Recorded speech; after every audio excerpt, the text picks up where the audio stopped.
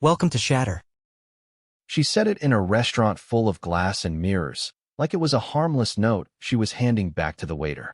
She didn't lower her voice. She didn't look around.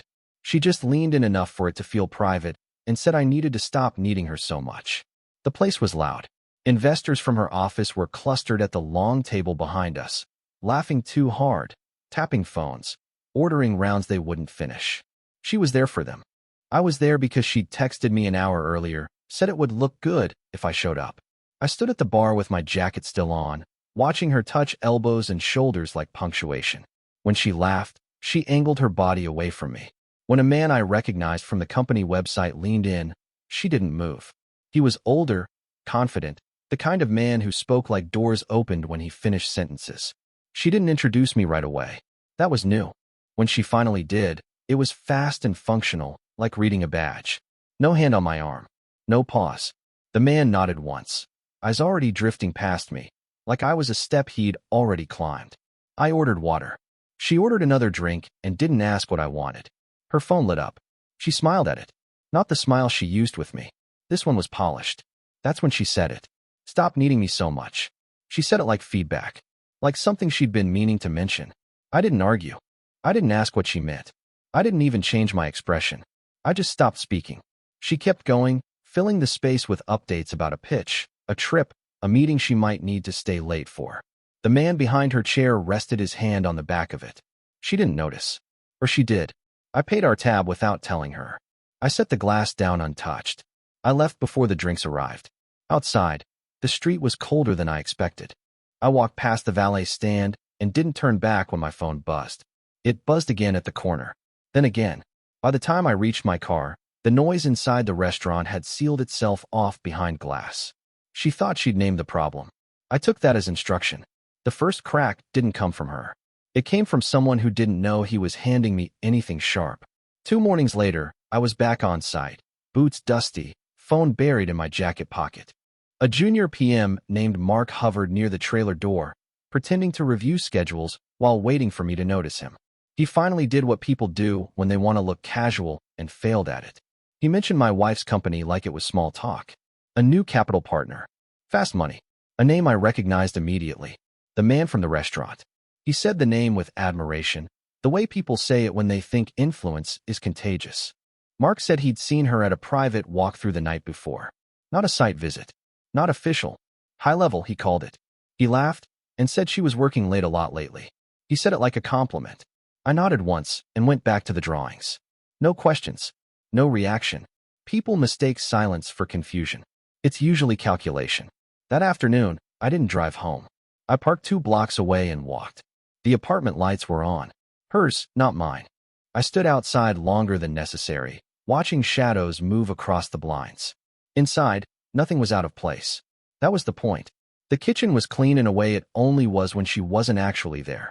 Her laptop sat open on the counter, screen asleep, but warm. A message preview pulsed once before disappearing. I didn't touch it. I didn't need to. Her phone buzzed from the bedroom. Then again, different rhythm than mine. When I walked past the mirror in the hallway, I barely recognized the man looking back. Not because he looked broken, because he looked absent. Later, she came home talking about traffic, about deadlines, about how exhausting ambition could be. She kissed my cheek like it was muscle memory and went a shower. I stood there long enough for the water to start. When she came out, wrapped in a towel, she said she might have to travel with that investor soon. Said it would be good for visibility. She watched my face while she said it.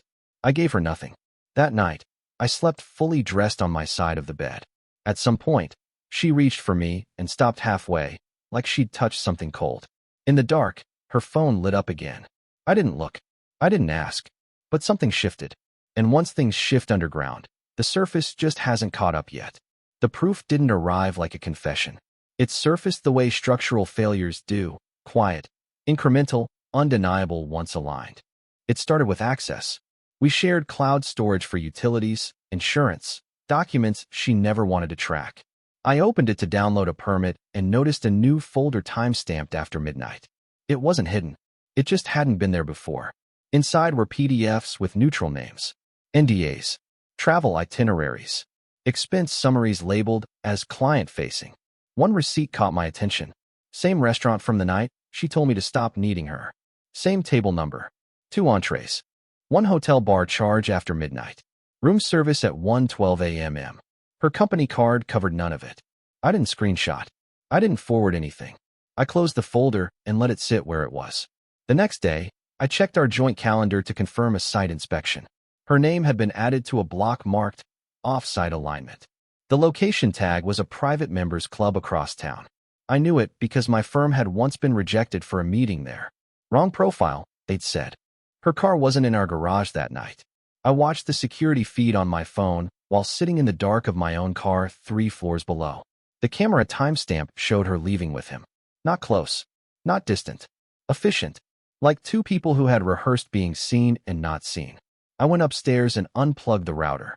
Not to spy, to stop the noise. At 2:47 a.m., a charge posted to our joint account. International roaming. 1 minute long. She never called me when she traveled. In the morning, she talked about momentum, about leverage, about how exhausting it was to keep everyone aligned. She kissed my shoulder and said she was grateful I understood how pressure worked. I nodded and packed my lunch like always. At work, I logged into a procurement portal I hadn't touched in years. The investor's name appeared again, tied to shell entities bidding through proxies. Same pattern across 3 cities. Same timeline as her sudden rise. By the time I closed my laptop, I wasn't angry. Anger requires engagement. That evening, she texted that she'd be late. No explanation. No emoji. Professional. I replied with nothing. While she was gone, I canceled the streaming services, the shared cloud backup, the family location app she'd insisted on. I changed nothing else. I left the lights on. When she came home and the TV didn't recognize her profile, she stood still for a moment, remote in hand. She didn't say anything. She just looked down the hallway toward my office, like she was trying to remember when I'd last asked her where she was going. I didn't announce anything. Disappearances that matter never do. The first thing I removed was access. Not dramatically, methodically.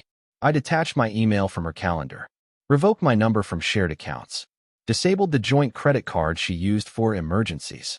I left my name on the lease and nothing else. Infrastructure works best when it fails quietly. She noticed in fragments. A rideshare app asking for a new payment method. A login error she assumed was a glitch. A missed delivery notification rerouted to nowhere. She texted once asking if the internet was acting strange. I didn't answer. On the 3rd day, I packed a single suitcase. No photos. No souvenirs. Clothes that worked anywhere. I wiped my office desk down to bare wood and left the chair pushed in. I took my passport from the safe and left the door unlocked. At the airport, my phone stayed off. I watched people argue with screens, plead with notifications, negotiate with absence. When the boarding door closed, the noise dropped out of my life like a severed line. I landed 12 hours later in a city where my firm had just secured a long-cycle infrastructure contract. Different country, different time zone. The kind of project that doesn't care about charisma, only load tolerance and silence. By the time she realized I wasn't reachable, I was already embedded. New SIM, new address, new routine. My calendar filled with site walks and closed-door meetings. People didn't ask personal questions. They cared whether you showed up prepared. Her attempts escalated. Missed calls stacked up as voicemail timestamps. Emails arrived marked urgent, then flagged, then unsent. A colleague of hers reached out on LinkedIn with a neutral message asking if I was available. I left that unread. At home, she posted carefully. Not panic. Curated normalcy. Photos of dinners, skyline shots, captions about alignment and momentum. But the comments shifted. Questions without answers. Invitations she didn't accept. One night, halfway across the world, I logged into a banking app I'd forgotten existed. The balance reflected my changes. Clean. Separated. Stable. I slept 8 hours for the first time in months. Somewhere between steel rebar and soil density reports, my name stopped appearing in her sentences. She started referring to things as handled, as figured out. That's when the calls stopped sounding confident. And when silence finally reached her side of the line, she realized something had moved without her permission. By then, I wasn't watching. I was building something else. I didn't go looking for him. People like that leave trails without realizing it. Speed creates shortcuts, and shortcuts always cut corners. The project I was embedded in required vetting secondary contractors. Names flowed across my screen that afternoon. layered through holding companies and shell bids. His appeared again. Same pattern, different jurisdiction. Aggressive timelines paired with optimistic numbers. It wasn't illegal. It was fragile. I forwarded nothing. I flagged nothing. I just noted the inconsistencies and let the system do what it was designed to do when pressure met scrutiny. Back home, things were tightening for her. I learned that indirectly. A mutual acquaintance from her industry posted about a reshuffle. New faces. Interim leadership. The kind of post that looks celebratory but reads defensive if you know how to listen. Her social presence shifted tone. Less confidence. More validation seeking. She commented more than she posted. Like things that didn't matter. Silence had changed the math. One evening, my firm requested additional documentation from all bidders tied to foreign capital exposure. Routine, they called it. He missed a deadline. Then another. His proxies scrambled. A delay turned into a review. A review turned into a pause. Pauses are lethal in his world. I stayed out of it. My name wasn't attached. My hands weren't visible. The system moved because it was built to. Days later, she finally found a way through. A message landed from an unfamiliar number, written carefully, asking if we could talk when things slowed down. It didn't mention missing me. It mentioned alignment. I archived it. The next update came through industry chatter. His deal had stalled. A funding round postponed. A board member stepping back. No scandal. Just gravity. Her career had been leaning against his momentum. When it stopped, she had nowhere to place her weight. She reached out again, this time through email. The subject line was neutral. The body referenced shared history like it was a resource she could still draw from. She said she hadn't realized how much I'd been carrying. I didn't open it all the way. At the site the next morning, I stood on a ridge watching concrete pour into a frame that would outlast all of us. The foreman asked if everything was on schedule. I said yes. By the time her office felt the impact of his slowdown, she was already being distanced. Meetings without her. Decisions made elsewhere. Influence redistributed quietly. She didn't lose everything at once. Just the illusion that someone else was holding it for her. And somewhere between that realization and the unanswered messages, she understood something else had shifted. Not against her. Away from her. The shift became visible to other people before she fully accepted it herself. It happened at a public event she couldn't afford to skip. A fundraising dinner tied to a redevelopment project her firm once controlled the narrative around. Photos circulated the next morning. I saw them without looking for them. The camera angles were careful. The captions even more so. She stood near the edge of the frame instead of the center. Close enough to matter. Too far to lead. The people she once gathered around her moved differently now. Conversations angled away. Smiles stopped short of commitment. Someone else held the floor. Someone else's name was repeated. I recognized the posture immediately. It was the posture of someone waiting to be revalidated. A former colleague of mine attended that same dinner on behalf of a logistics partner. He texted me later, casually, asking if everything was all right on my end. He said he'd seen her and thought she looked tired. He said she kept checking her phone between conversations, like she was expecting instructions that never came. She tried to compensate. That week, she scheduled lunches, coffees, informal check-ins. Her calendar filled with outreach. The replies came slower than she was used to. A few never came at all. At work, her authority softened. Not challenged. Redirected. Projects reassigned under the explanation of strategic realignment. Words that sound temporary until they aren't. Someone finally said it out loud. Not cruelly. Just plainly. That she seemed distracted. That maybe she'd stretched herself too thin relying on one channel of influence. She didn't argue. She nodded. People who lose leverage don't push back. They wait. That night, she posted a photo from our apartment. Old angle. Old lighting. A caption about grounding and perspective. She tagged no one. The comments were polite. Brief. No questions. She called my phone again after that. Left no message. Tried a video call she'd never used before. The app showed the call attempt, and then nothing else.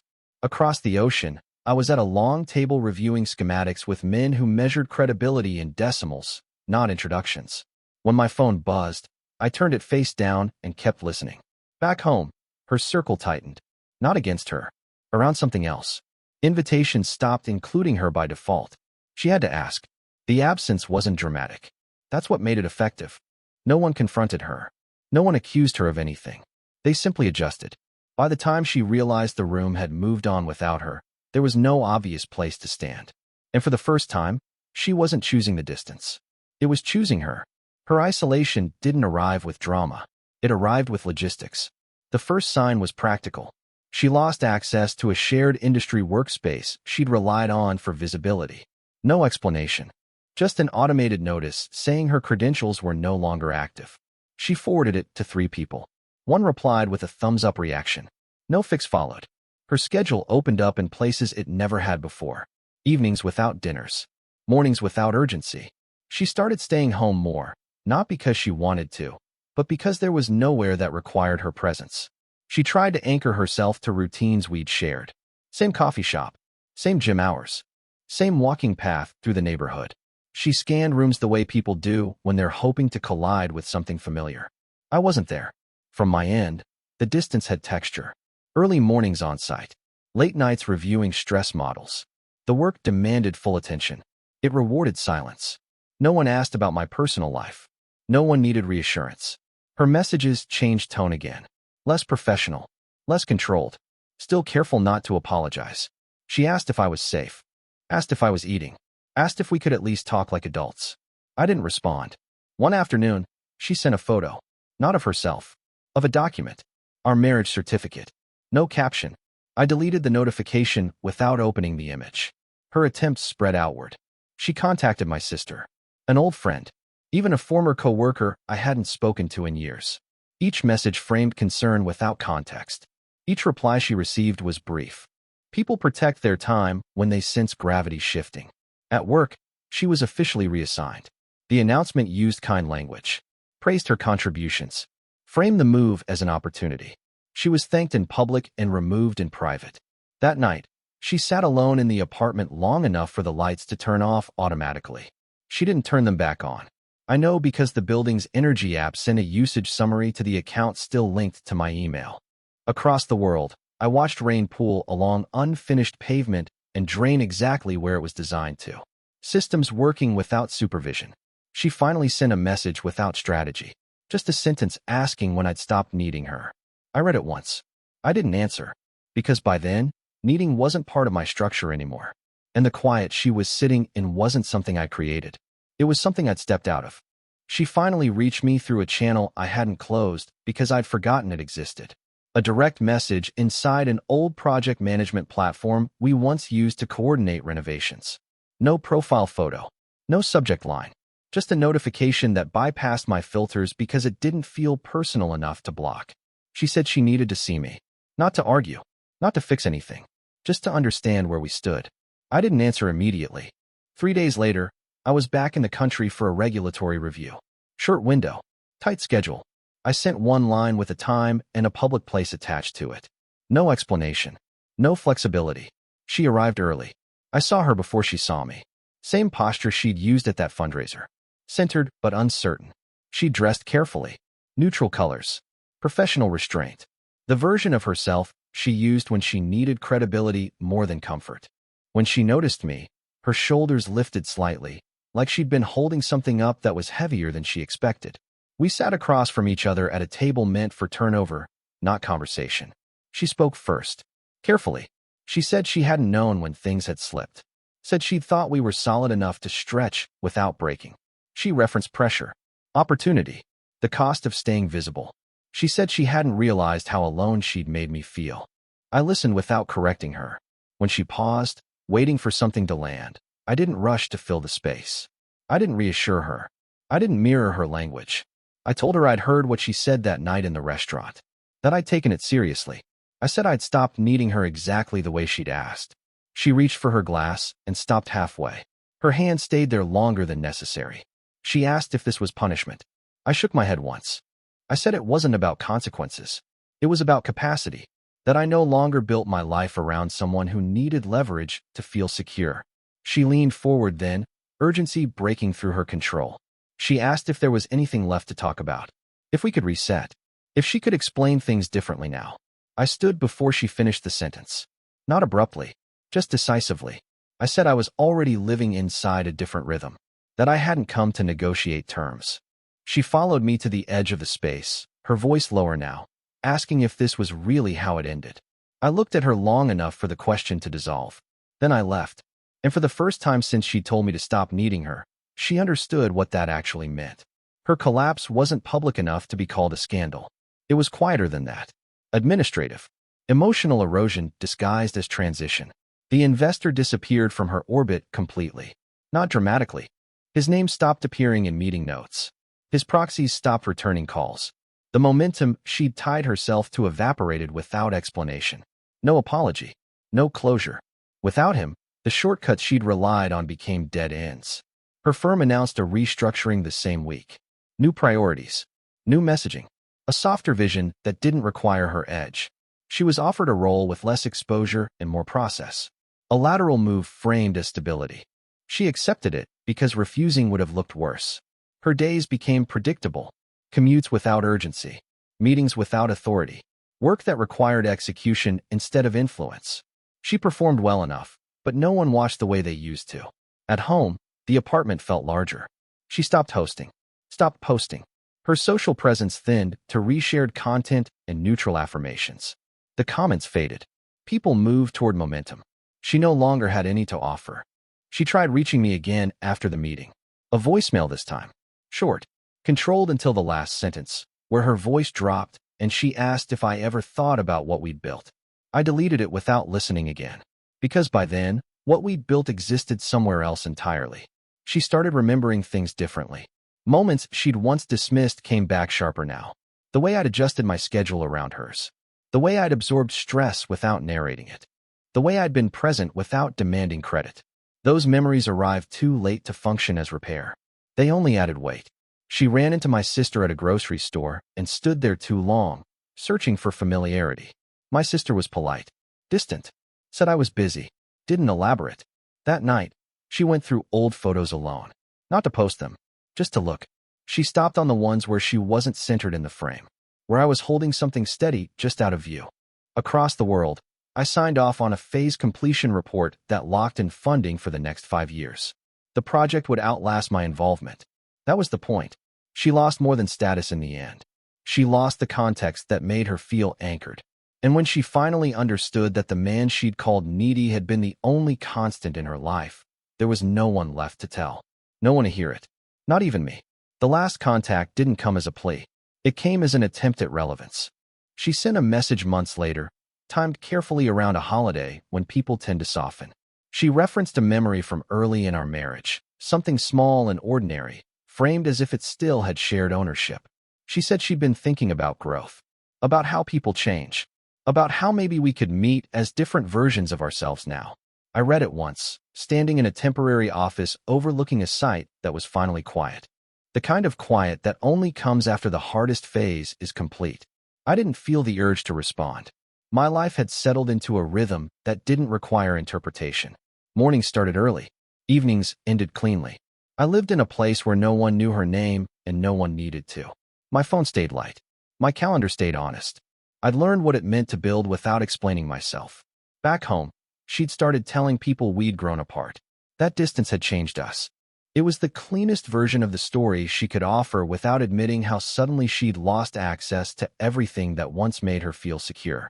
People accepted it. They always do when the details aren't theirs. She kept one habit. She still checked my professional updates when they surfaced. Quietly, from accounts she didn't engage with. Watching progress without being part of it.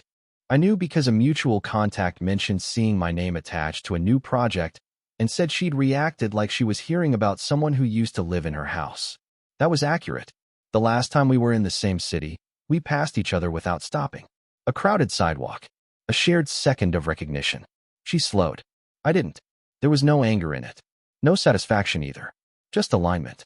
Later that night, I archived the last thread that still carried her name. Not to erase it. To finish it. She had once told me to stop needing her. I did. What she never understood was that I didn't disappear. I simply stopped showing up where I wasn't respected.